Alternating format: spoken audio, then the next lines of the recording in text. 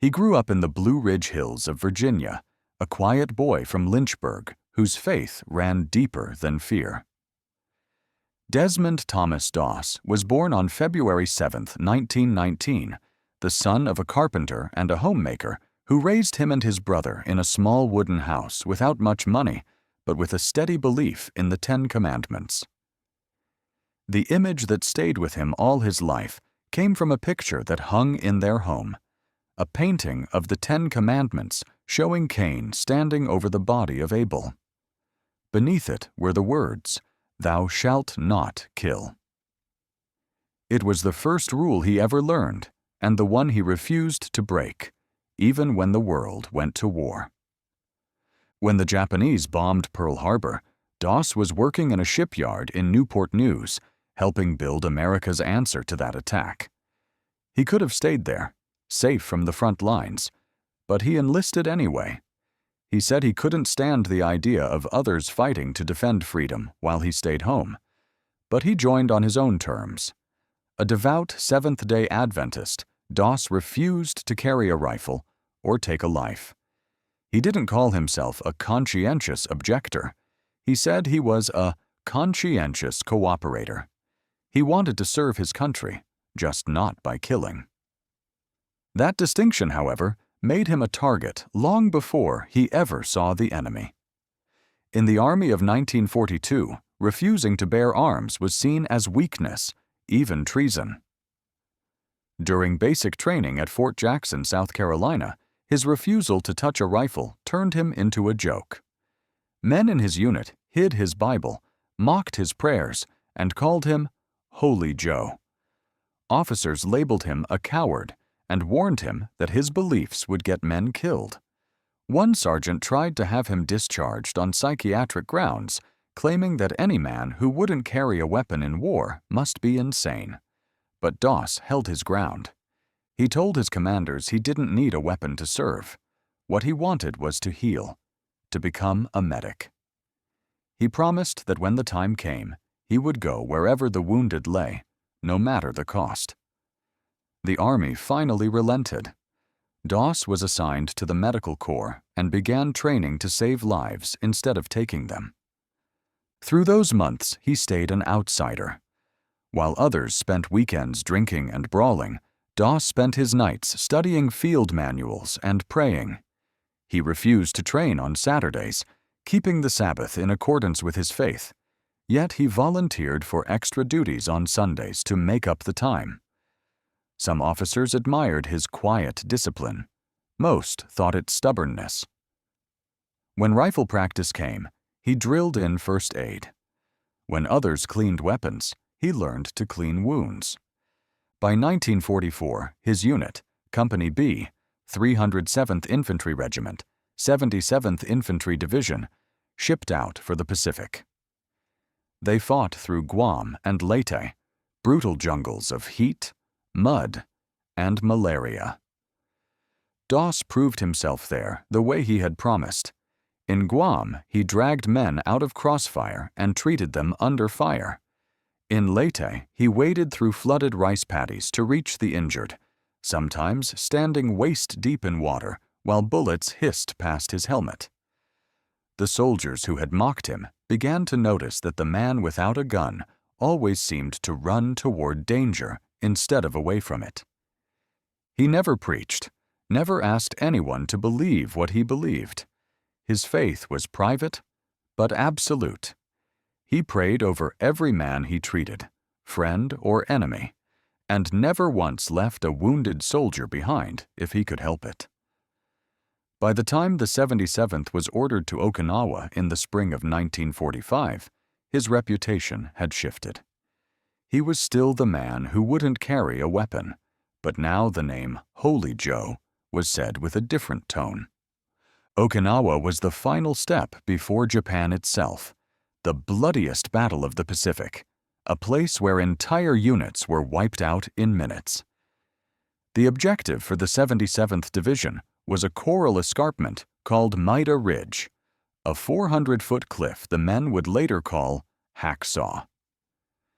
To reach the plateau, soldiers had to climb rope nets, while Japanese defenders waited above in hidden caves and tunnels, ready with machine guns and grenades. Every inch of ground was booby-trapped, and every cave could become a death trap.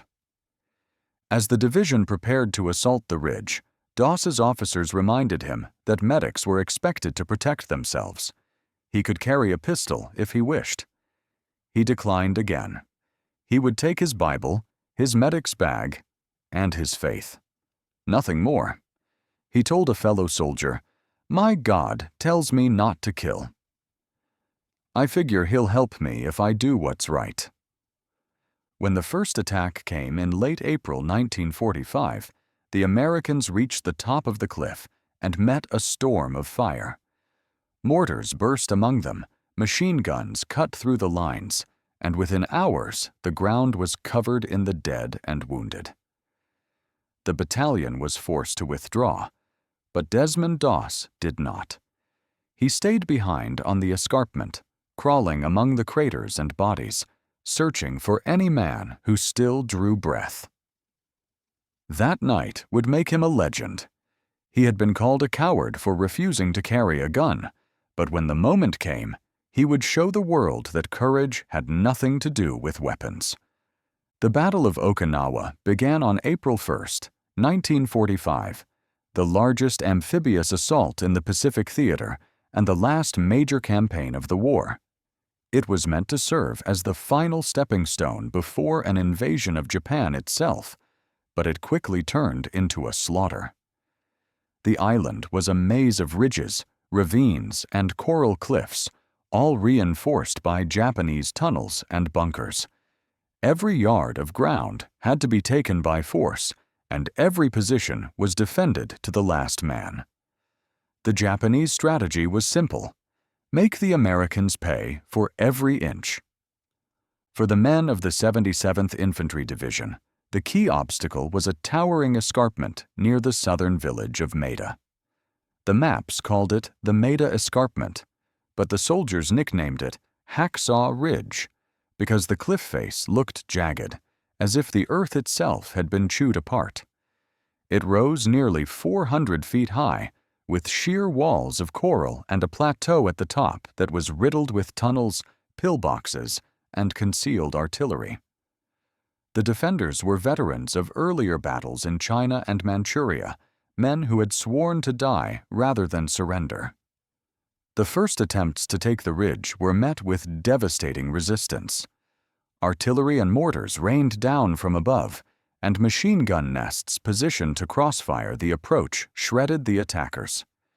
Units that managed to climb the rope nets and reach the top were immediately counterattacked by Japanese infantry emerging from hidden cave systems. The Americans called it suicide ground, a place where soldiers climbed into hell one net at a time. By the end of April, the 1st Battalion of the 307th Infantry Regiment had already been repelled several times. Each time they climbed the ridge, they left more men behind. For every few feet gained, dozens of bodies fell back down. When the next assault was ordered, Desmond Doss, the medic everyone once doubted, went up with them. The attack began on May 1, 1945. As the first waves scrambled up the rope nets, Japanese gunners opened fire from positions almost invisible against the rock. The air filled with dust, smoke, and the screams of the wounded.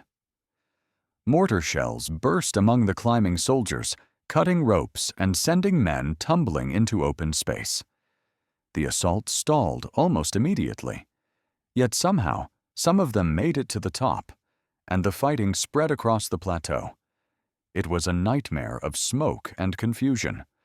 Flamethrowers clearing caves, grenades bouncing among rocks, the thunder of artillery shaking the ground beneath their feet. Then came the counterattack. The Japanese surged out of their tunnels, hurling grenades and charging with bayonets. Within minutes, the American lines broke. Survivors scrambled for the rope ladders, sliding and falling as bullets tore through the air. The order went down: retreat to the base of the ridge and regroup. Doss didn't move. All around him, men were lying in the mud, bleeding, crying for help. Some were half buried in shell holes. Others were trapped under fallen comrades. Doss could have gone down with the rest, but something held him in place. He gathered what supplies he had, bandages, morphine, plasma bottles, and began crawling toward the cries. Machine gun fire crackled over the ridge. He ignored it. When shells burst nearby, he pressed himself into the earth and kept moving once the air cleared. He worked through the night, one casualty at a time. He treated wounds with the precision of a field surgeon, stopping hemorrhages with pressure dressings, injecting morphine where pain made men delirious, whispering encouragement to keep them conscious. Those who could not move, he dragged. Those who could not crawl, he carried. He made his way inch by inch to the cliff edge, fashioned a sling from ropes he found among the equipment, and began lowering them down the face of the escarpment. Each man he sent over the edge was one more life out of reach of the Japanese guns. There was no system, no light, only instinct and prayer. After each descent, Doss looked back toward the battlefield and said the same words, "Lord, help me get one more." By dawn, soldiers at the bottom of the ridge saw wounded men appearing on the rope lines, sliding down one by one. At first, they thought it was chance. Maybe survivors had found their own way down. But when the 5th, the 10th, the 20th man appeared, they realized someone was up there, pulling them out. For nearly 12 hours, Doss repeated the same ritual. Crawl, bandage, drag, lower. He moved through Japanese lines so close he could hear them talking. Several times he was nearly discovered. Once a grenade landed a few feet away, but failed to detonate. When ammunition cooks exploded in nearby fires, he shielded the wounded with his own body. By the time he collapsed from exhaustion, he had lowered what the Army later confirmed as 75 men. When his unit went back up the next morning, the survivors told everyone what had happened. The man they had mocked for refusing to carry a gun had stayed behind when every rifle on that ridge had fallen silent. The soldiers of Company B, 307th Infantry, who had once threatened to throw him out of their tent, now spoke of him in whispers of awe. From that day, when the 307th went into battle, no one moved without asking, "Where's Doss?" The word spread fast through the 77th Infantry Division. The quiet medic who had refused to touch a weapon had done what no rifleman dared. He had stayed on the ridge when the battalion broke. Commanders verified his account through the survivors he had saved. Some were so badly wounded they could barely speak, but they remembered being dragged through the dark, hearing a calm voice praying over them before the rope went tight and they were lowered down to safety. Officers began revising the casualty tallies, trying to calculate just how many lives had come down that night. The number kept rising.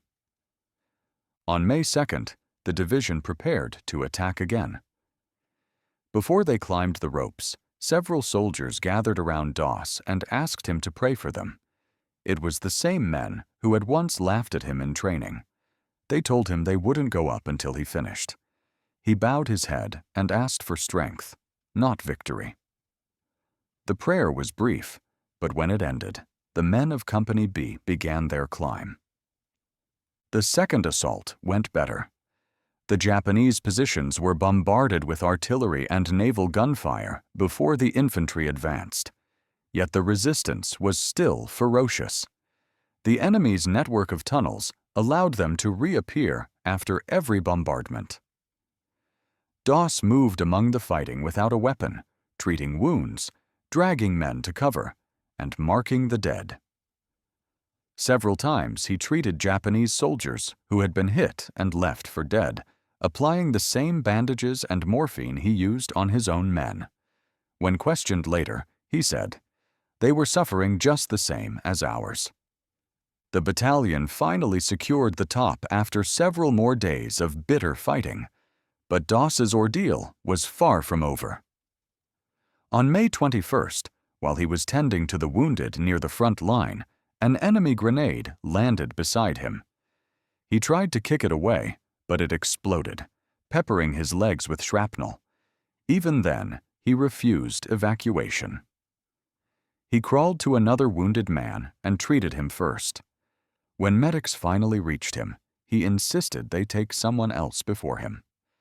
As they carried him on a litter toward the rear, a sniper's bullet struck one of the stretcher poles, shattering Doss's arm.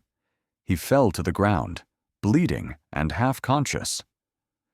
Realizing the other men were exposed trying to carry him, he rolled off the litter, tore a rifle stock from a broken weapon nearby, and used it to splint his arm. Then he crawled, 300 yards through mud and shellfire, back to an aid station.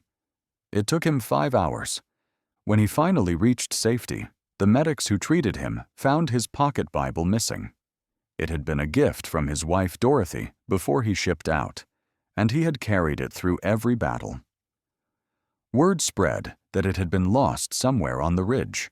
Several men from his unit, men he had saved, went back up to look for it. They found it days later in the mud near one of the foxholes he had used as a makeshift dressing station. They cleaned it off and brought it back to him while he was still recovering. He would later say that meant more to him than any medal.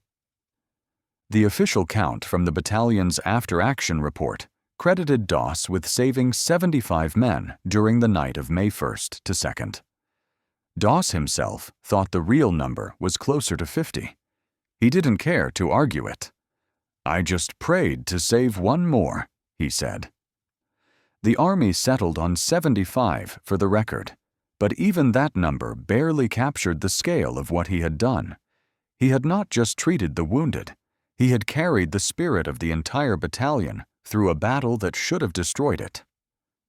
When the 307th Infantry Regiment finally left Okinawa, the war was nearly over. The Maeda Escarpment had been taken, at a cost of tens of thousands of lives. The Japanese defenders fought almost to extinction. Among the Americans, the story of the medic without a gun spread from one unit to another until it reached the War Department in Washington.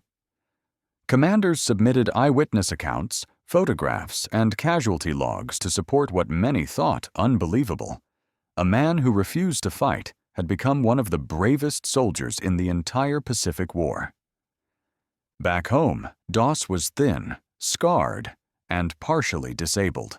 He had lost most of his hearing from the blast that wounded him and would spend years in hospitals undergoing surgeries.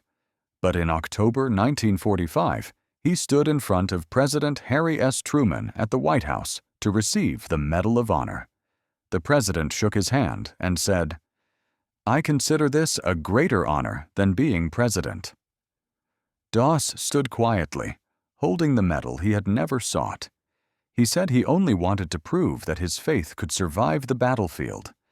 He was the first conscientious objector in American history to receive the Medal of Honor. His citation read like a list of impossibilities: crossing open ground under fire, lowering 75 men to safety, refusing evacuation after being wounded twice, splinting his own arm, and crawling to aid. For Doss, it was simply the work he had been trained to do. After the war, he returned to Virginia, lived a quiet life, and worked in a veterans hospital. He spoke little about what he had done. When asked about Hacksaw Ridge, he said, "I was praying the whole time. I just wanted to save as many as I could." His humility turned him into a symbol not just of courage, but of conviction. The idea that faith and valor could exist without violence. His story became a standard in Army medic training and a case study in moral courage. The rope sling he used to lower the wounded is preserved at the National Museum of the U.S. Army.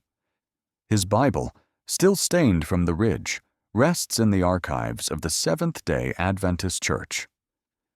Decades later, When filmmakers and historians retold his story, veterans who had fought beside him still struggled to describe what they saw. One said, "We called him a coward. Then he showed us what courage really looked like."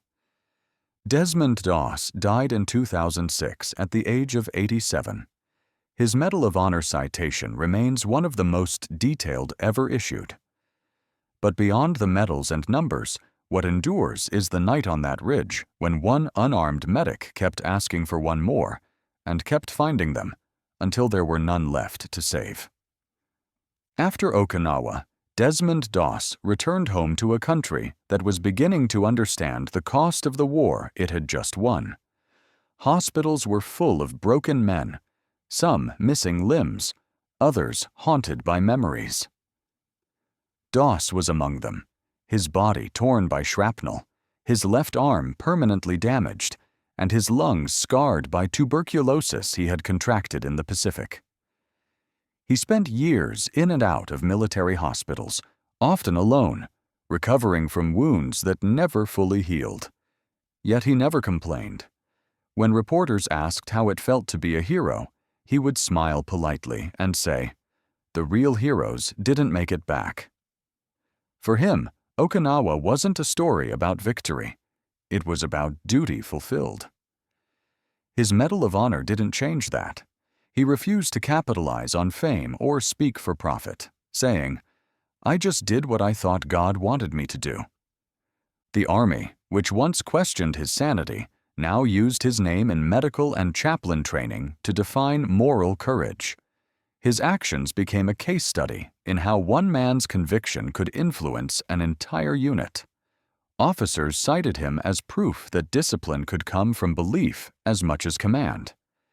Medics who followed in later wars, Korea, Vietnam, Iraq, learned his story as part of their training in combat ethics. In the years after the war, Doss's faith remained the anchor of his life. He married Dorothy Schutte, the nurse who had given him his pocket Bible before he left for the Pacific. Together, they built a modest home in Rising Fawn, Georgia, surrounded by mountains and quiet woods. Even when the world tried to turn him into a symbol, he lived like an ordinary man, working in a veterans hospital, raising a son, and spending weekends at church. He rarely spoke of the night on the ridge. When he did, he described it in plain, unvarnished words. There were no grand speeches, no dramatization, just the rhythm of crawling, bandaging, dragging, lowering. "I wasn't thinking about being brave," he said once. "I was thinking about the next man who needed me." In 1951, he collapsed at work and was diagnosed with tuberculosis, likely contracted from the battlefield. He lost one lung and 5 ribs to surgery. The infection forced him into near-total isolation for more than 5 years. He listened to the radio, read the Bible, and kept his faith alive. When he finally recovered, his voice had weakened, but his resolve hadn't. The Army eventually built a rehabilitation program around his example, a model of spiritual endurance under stress. His name appeared in official medical journals, not as a subject of glory, but as proof of resilience and the value of conviction in combat medicine. In 1966, his story was retold in the documentary The Conscientious Objector, produced by the Army itself. The same institution that had once questioned him now called him a hero. In 1990, the Medal of Honor Society invited him to attend a reunion of recipients. When he arrived, several veterans from different wars lined up to shake his hand. Many of them said they had drawn courage from his story during their own battles. Doss simply nodded and said, "We all did what we had to do." When Dorothy died in 1991, he was devastated. The Bible she had given him, returned from the ridge by his men, remained on his bedside table until the day he died. In his later years, he remarried and continued to speak occasionally at schools and churches, always with the same message. Courage isn't about taking life, it's about saving it. Desmond Doss passed away on March 23, 2006, at the age of 87. He was buried with full military honors in Chattanooga National Cemetery. His headstone bears only his name, his rank, and the words Medal of Honor, World War II. No embellishment, no motto, just quiet dignity. Years later, historians would call his stand on Hacksaw Ridge one of the most extraordinary acts of individual heroism in modern warfare. But for those who served with him, the memory wasn't about numbers or medals. It was about a man who refused to hate, who entered hell without a weapon, and who prayed only for the strength to save one more. When the story was retold in film and books, the numbers were debated, the methods reconstructed, the scenes dramatized. But what no one disputed was the truth at its core, that in a war defined by destruction, one soldier fought only to heal. He had no rifle, no bullets, and no shield. Just a rope, a prayer, and an unshakable belief that faith could stand taller than fear. And on that night above Okinawa, it did. In the years that followed, Desmond Doss's story grew far beyond the battlefield where it began. What he had done on that ridge wasn't just remembered, it changed the way the U.S. Army defined courage itself. His Medal of Honor citation became required reading for generations of medics and chaplains, a lesson that bravery could exist without violence, and that conviction could hold the line when weapons failed. The military that once mocked him for refusing to fight now taught recruits about him as an example of moral fortitude. Training manuals and lectures in the Army Medical Department included his name alongside protocols for battlefield triage. At medical graduations, instructors spoke of the man who had turned compassion into his only weapon. In an institution built on force, his story became the quiet proof that humanity could still win wars. Historians later argued that his stand at Hacksaw Ridge symbolized a turning point in how the world saw faith and service. Before Doss, conscientious objectors were often viewed as shirkers or cowards. After him, the term carried a different weight. He hadn't refused to serve, he had refused to kill, and still proved indispensable. Even those who didn't share his beliefs began to see that conviction, when lived sincerely, could be a form of strength no army could manufacture. In the decades that followed, his legacy rippled outward. Churches cited him as an example of faith under fire. Military academies studied his tactics under pressure. Even foreign officers at NATO seminars analyzed his rescue methods and his refusal to abandon the wounded. The rope sling he used on Okinawa was preserved at the National Museum of the U.S. Army. His Bible, the one returned to him after the battle, became a relic displayed in museums and memorials from Georgia to Washington, D.C. In 2004, long after he had faded from public life, Doss finally received broader recognition through documentaries and national tributes. 2 years later, he passed away, but his story did not. Veterans groups, educators, and even filmmakers revived it for a new generation. The 2016 film Hacksaw Ridge introduced him to millions around the world, dramatizing what soldiers had already known for decades, that one man's refusal to hate can change everything. To this day, medics cite his prayer as a mantra in war zones. Lord, help me get one more. It has been repeated in field hospitals in Iraq, Afghanistan, and Ukraine, echoing across decades of conflict. His words became not just a memory, but a method. The idea that courage is measured not by how many enemies you face, but by how many lives you save. Desmond Doss never saw himself as extraordinary. He once said, "I knew if I didn't help, they would die." That was all I needed to know. But that simplicity became his greatest strength. It was a moral clarity so pure, it stripped war of its excuses and left only the human choice, to help or not. He had been called a coward, a fool, and a liability. In the end, he became a legend, not because he fought harder than anyone else, but because he refused to fight at all, and still won. When people visit his grave at the Chattanooga National Cemetery, they don't just see a soldier's headstone. They see a reminder that courage doesn't always hold a gun. Sometimes it carries a stretcher, whispers a prayer, and climbs back into hell for one more. That's the legacy of Desmond Doss, the man who redefined heroism, not with bullets, but with mercy.